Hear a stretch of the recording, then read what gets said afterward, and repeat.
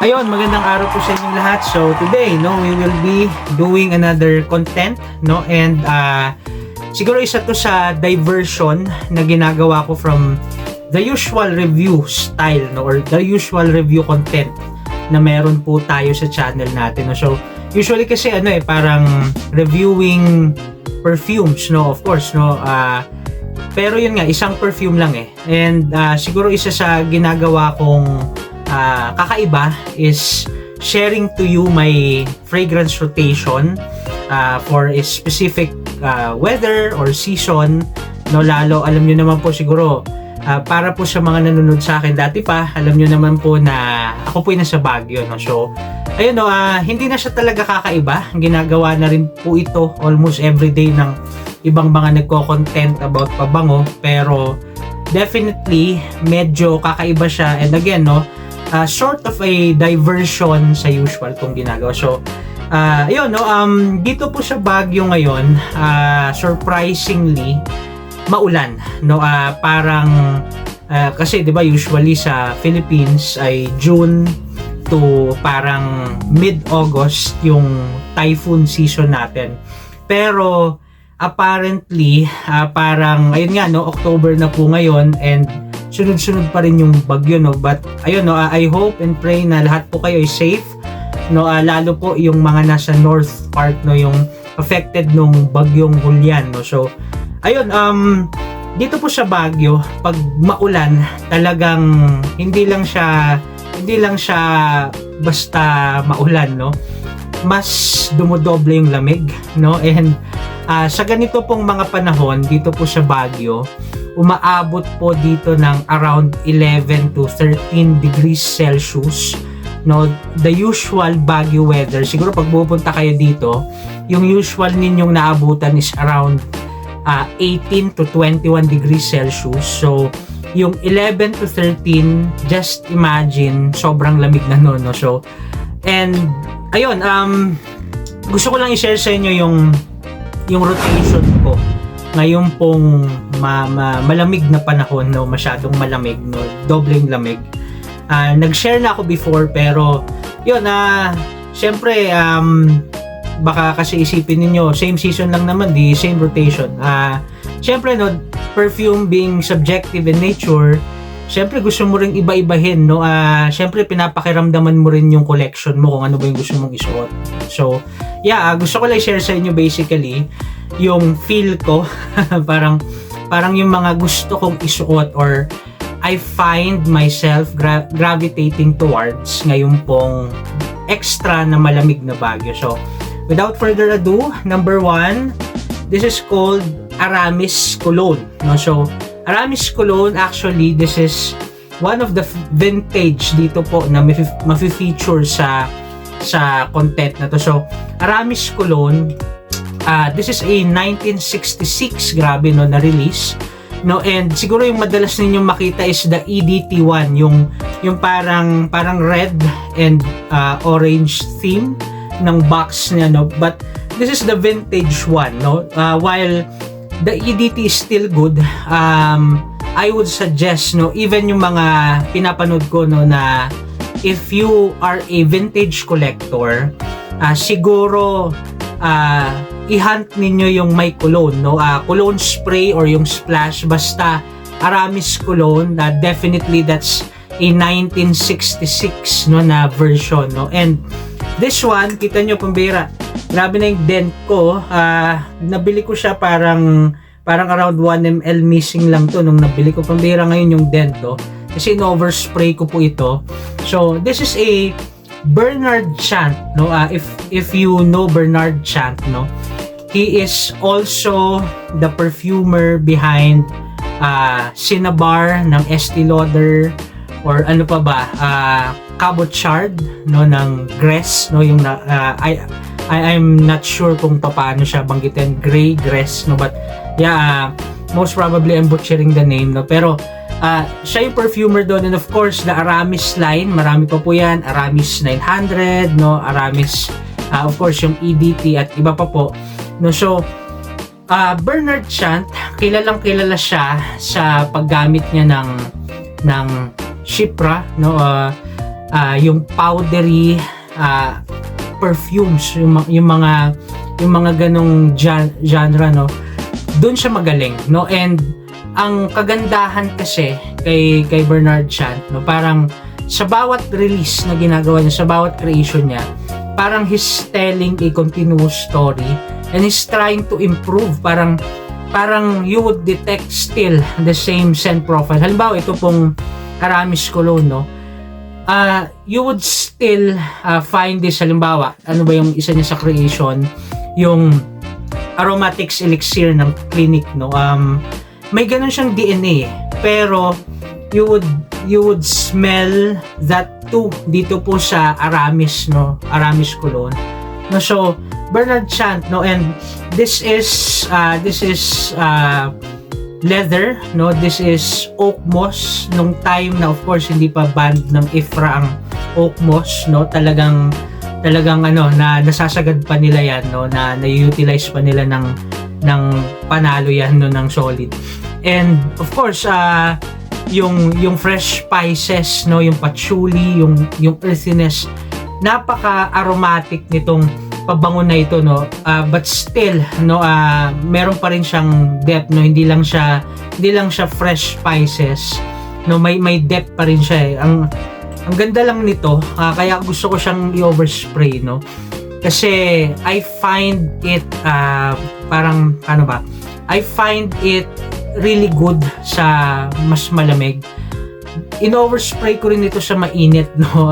In-overspray ko rin sa mainit, pero napapansin ko parang may kakaiba rin siyang effect, no, sa malamig, no. So Aramis Cologne, no, this is you could say a definition of what a masculine perfume is, no.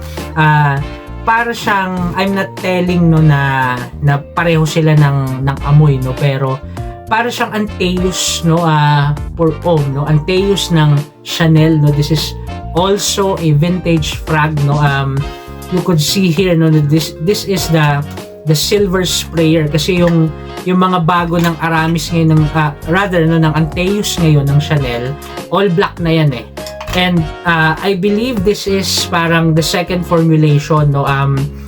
Yung isang kakilala, again, shout out Eugene, no, meron siyang talagang vintage, if I'm not mistaken, around 1981, 1982. So probably this one is around what, 1985 to 1987, no. So parang pareho sila, no, ng pagiging masculine, yung maangas na yun, no, yung representation ng designer frags, no, of what it is to be masculine. Kasi ano po yan, eh, parang, of course, no, that's an identity lalo nung 60s, 70s, 80s, no.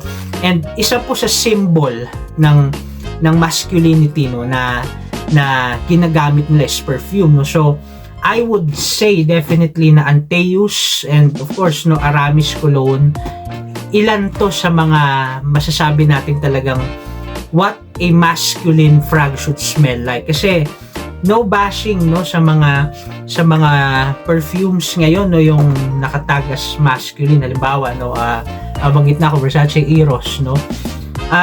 Hindi siya masculine, eh. Parang pambata sa totoo lang, no. Well, subjective naman yan, eh. Pero ako personally, no, gusto ko yung Versace Eros Parfum, no. Pero halimbawa yung EDT, parang ang playful, parang hindi ko maseryoso, parang hindi ko siya gagamitin sa mga meetings. Pero yung parfum, no, Eros Parfum, Eros Eau de Parfum, yung dalawang variation na yan, okay yan, no. Okay yan, no. So number 1 is Aramis Cologne, and number 2 is called, na-feature ko na ito once, no, I believe yung last kong content. This is called Taboo, no, by Dana or Danae, no, Dana, no. So Taboo, this is a 1932 perfume, no. Again, isa sa mga vintage frags na I would be featuring sa content natin ngayon. So Taboo, no, this is inspired, no, from two things, no. Number 1, yung book ni Sigmund Freud called Totem and Taboo, that's about cultural taboos, etc., and how it shapes a society, parang ganun, no, basically. And yung perfumer, no, they told, or the house told the perfumer, could you make a perfume na parang it would characterize, it would connect, no, to a prostitute. Parang ano kaya yung magiging pabango ng isang prostitute, no? So ganun yung story nito, no? So Taboo yung kanilang nagawa, no? Really strong perfume, well preserved. Grabe, this is a 1932 form, no? Kasi yung, I believe, the 1980s form ng Taboo, no, mas malit na siya, no? Hindi ko pa siya na-smell personally kung may difference ba or what, but definitely this is the vintage form ng Taboo ng Dana, no? And marami siyang spices, no?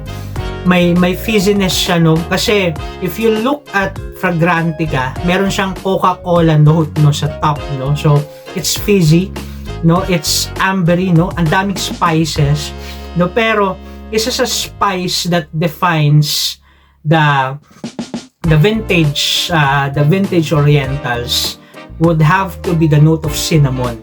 Kasi yung cinnamon dati, it's powdery, it's warm, it's powdery. Ngayon, para kasi siyang sprinkle na lang, parang paano ba, para siyang ni-ref na cinnamon tapos binudbud mo somewhere. Parang ganun yung smell niya sa air. It's still aromatic, no, pero kakaiba yung gamit ng vintage sa note ng cinnamon. So this is really strong, no, and related to Taboo, no, by Dana. This is another vintage frag. This is called Youth Do, no, by Estee Lauder. May mga nagsasabi na this 1959 or 58 release was inspired dito po sa Taboo ng Dana. Well, they are in the same scent profile, no?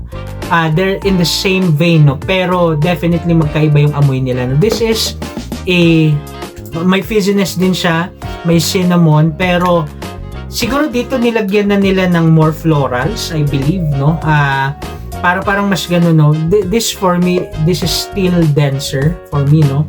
And this one, medyo mas airy na siya, but both are good frags. Actually, may ribbon pa dapat yan, no? Si Youth Do ng Estee Lauder. So, yeah, ito rin, no? Gustong-gusto ko rin to, pero kita nyo naman, no? Tinitipid ko na siya, no? Kasi konting-konti na lang tong Youth Do ko ng Estee Lauder. But yeah, number 2 is called Taboo by Dana. And the number 3 frag na I am gravitating towards ngayon pong season sa Baguio. Ilang beses ko na rin itong na-feature sa ating mga contents. Number 3 is called Ambre Loup, no, by Rania J, no. Ambre Loup, actually Loup sa French is wolf, so parang amber wolf, no. So this one really underrated, no, na niche frag, no. Nagkaroon siya ng hype around nagkaroon siya ng hype around 2020 to 2021, no.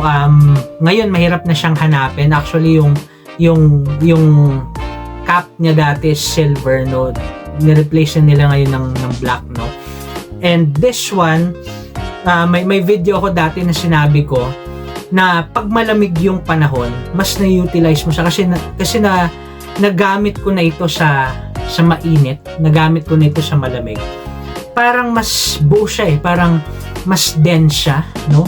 If that makes sense. Parang mas gets mo yung notes niya, no?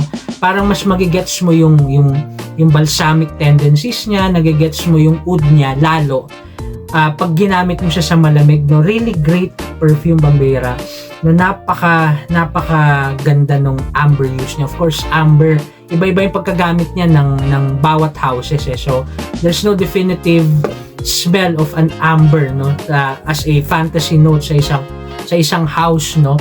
But the use of Rania J, no, sa amber nila, it's really great, no, Kumbira. Kakaiba yung gamit niya, no. And again, no, how the balsamic notes, no, and the oud interacts, even the cloves, the spices interacts with the amber. It's really a masterpiece, no. I would definitely say na sa top 3 to ng amber forward frags na gusto ko, no. So definitely top 3, no, ng scent profile niya. So that's number 3. Number 4, let's go to my favorite house, Umbira. Alam nyo na.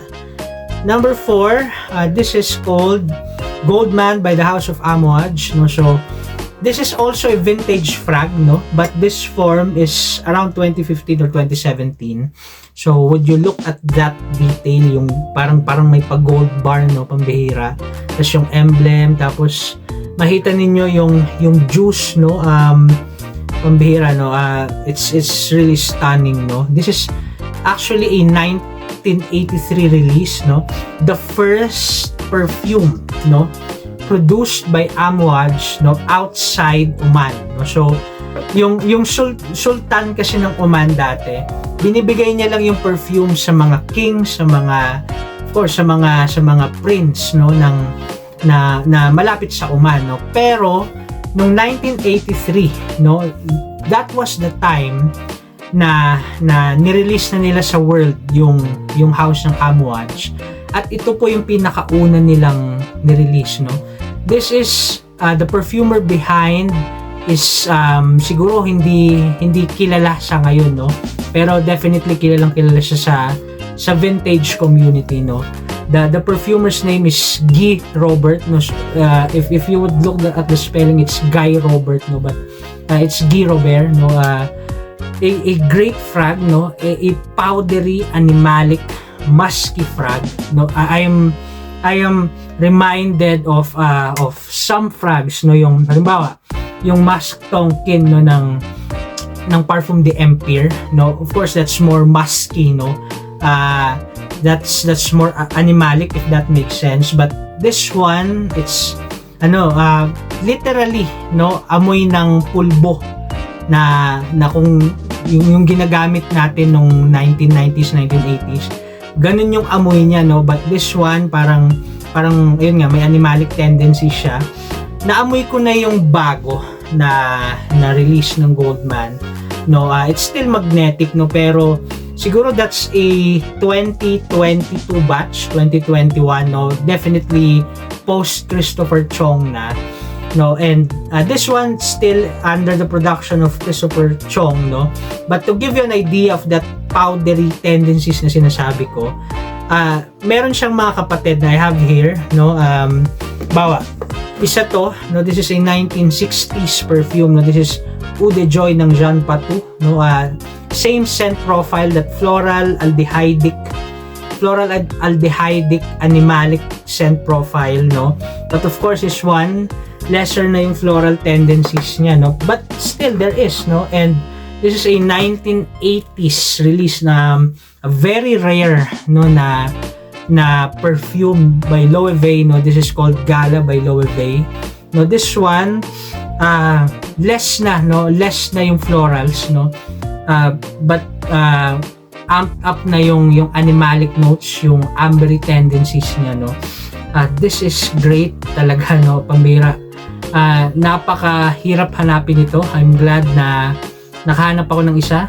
Shout out po, Ma'am Pixie, no. So, Gala by Loewe, at isa pang kapareha niya, no. I believe this is the OG, no, ng scent profile, the floral aldehydic animalic scent profile.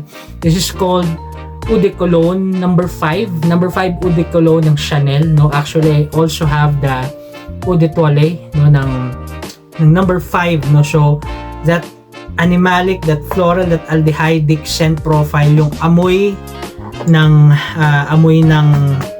pulbo, parang gano'n, no. But of course, no, mas clear siya dito, no. So yeah, gustong-gusto ko siyang gamitin lalo sa malamig na umaga, yung busy na umaga, no. It just feels so fresh, no. Parang ganun, pero may character pa rin, parang ganun, no. Parang ang ganda niyang gamitin, may kahit parang for me, no, personally, ang versatile niya. Parang gusto ko siyang gamitin sa mainit, sa malamig, no, sa may importante kang mga gagawin, or dun sa mga hindi busy na day. So yeah, Goldman by Amouage, no. And the next one, the fourth one, the fifth one, no, this is called Wood Symphony, no.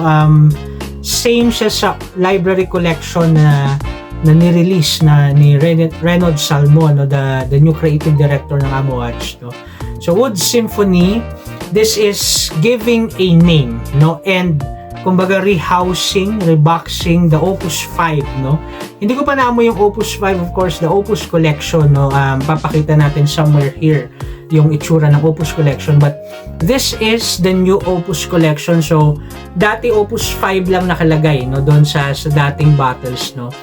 Under Renaud Salmon, nilagyan na nila ng pangalan, no. So pinangalanan nila tong Wood Symphony. So the idea is the symphony of woody notes, the symphony of florals, the symphony of iris, no, the symphony of the boozy note. So basically ganun yung ginawa nila dito. And if I would describe this, no, para siyang amoy ng mamahaling shampoo, no, na may konting oud, may funk ng oud, no, konting-konti, at may konti siyang boozy na tendency, no. I would have to say, no, if you are looking to explore yung mga easier to wear na offerings ng Amouage, definitely you have to check out Opus 5. Aside from Reflection Man or Reflection 45, isa po ito sa masasabi ko na ano, no, na madali siguro, no, na i-blind buy or madaling isuot from the House of Amouage. So again, no, Wood Symphony Opus 5 Library Collection, no. So side note din, no, yung Library Collection, it's the black and the silver and the gold letterings theme, no, ng Amouage. Ganyan din yung itsura ng Reckless Leather, Royal Tobacco, Rose Incense, tapos of course yung silver naman yung cap, no, tapos yung body is matte black, king blue and silver oud, no. So anyway, that's number 5, Wood Symphony by Amouage, no. At yung pang-anim, no, pang-anim po, again from the House of Amouage, no, this is called Interlude Iris, Black Iris, no. Napakaganda lang ng bote, pambihira, no. This is a Pierre Negran pa rin, no, na release, no, of course, no. Ang kilala natin is the OG, the Blue Beast, no, as they call the Interlude Man, no. The Blue Beast, no, definitely nasa top 5 ko to, hindi lang from the House of Amouage, no. This one, ang daming incense, no, ang daming myrrh, ang daming oud, no. It's one of the perfumes from the house, no, na talagang challenging, no, but I love this one, no. So the question is, no, kasi maraming nagulat na pumasok sa flanker game after Christopher Chong. Biglang pumasok sa flanker game ang Amouage, no. Biglang may Interlude Black Iris na sila, may Interlude 53 na sila, no. But yeah, the question is, kamusta ba si Interlude Black Iris? For me, nakuha niya pa rin siguro, if we would put a percentage, siguro around 70-75%, no. But of course, no, there's no way to quantify, no, the percentages, no, ng perfumes, no. But yeah, siguro nakuha niya pa rin, no. Marami pa rin siyang kinuha dito, the oud and the incense, etc.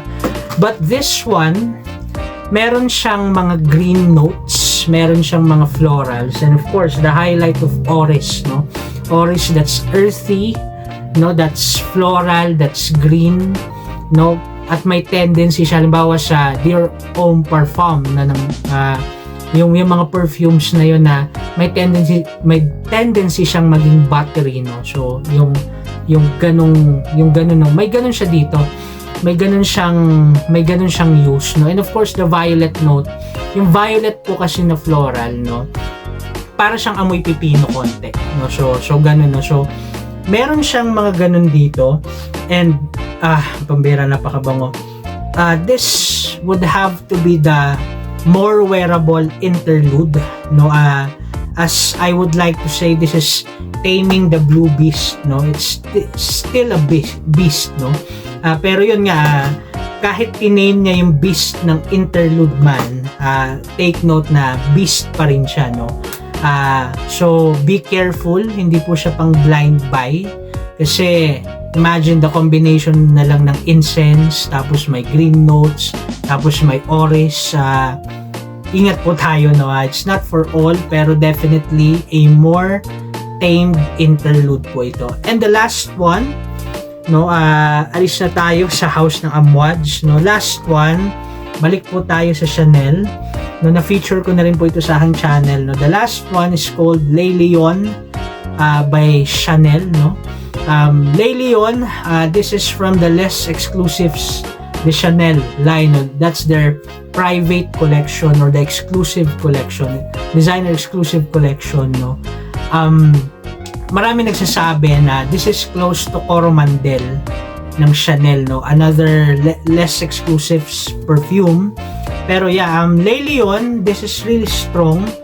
Ma-enjoy mo talaga siya sa malamig, no? I think, no, kahit po sa mainit na Baguio na technically malamig pa rin compared sa Manila, I would say na may tendency siyang maging cloying, no? So siguro ito yung isa sa perfumes na strictly maganda lang siya pag malamig, no?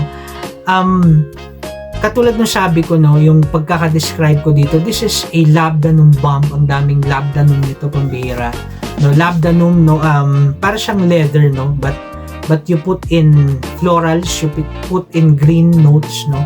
So labdanum, no, meron siyang dry citruses up top, no, parang terra essence ng Vulgarino, pero